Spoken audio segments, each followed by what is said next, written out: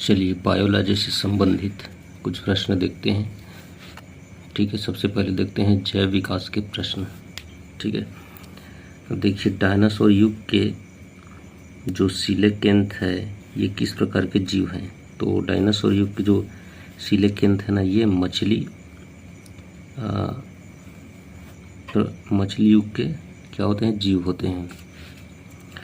समवृत्ति लक्षण क्या होता है। समवृत्ति, अब इसमें देखिए समवृत्ति, अब समझ लिए वृत्ति यानी कार्य समझ लिए, तो समान कार्य क्या है, समान कार्य यानी जीवों के जो अंग हैं उनकी उत्पत्ति तथा संरचना में क्या है, भिन्न भिन्न है, लेकिन उसके कार्य क्या है, समान है, तो उसे समवृत्ति कहा जाता है। अगला प्रश्न, चमगादड़ और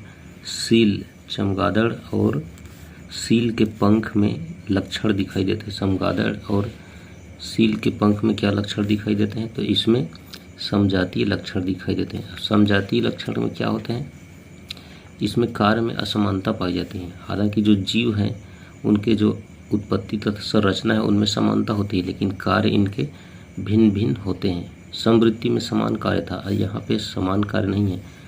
जीव हालांकि अंगों से समान है उत्पत्ति और अंगों से संरचना में, लेकिन यहाँ पे इनके कार्य क्या होते हैं, अलग अलग होते हैं, इसलिए इन्हें समजाति बोला जाता है।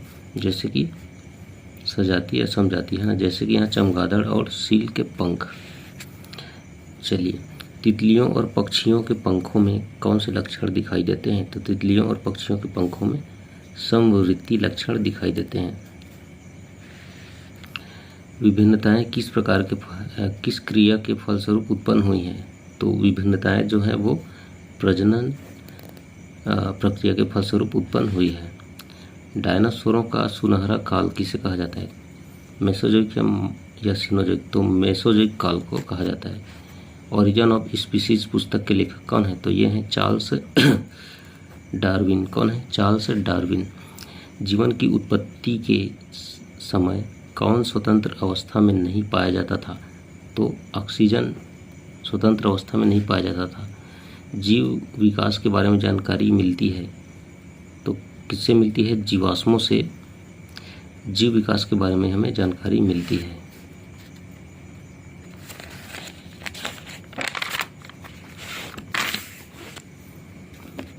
उत्परिवर्तन के सिद्धांत के जन्मदाता कौन है, तो वो है डी ब्रिज। अब इसके लिए ट्रिक है, उठ परिवर्तन करो डीप ब्रिज बनाओ। उठो परिवर्तन करो डीप ब्रिज बनाओ। तो उत्परिवर्तन का सिद्धांत किसने दिया है, डी ब्रिज ने।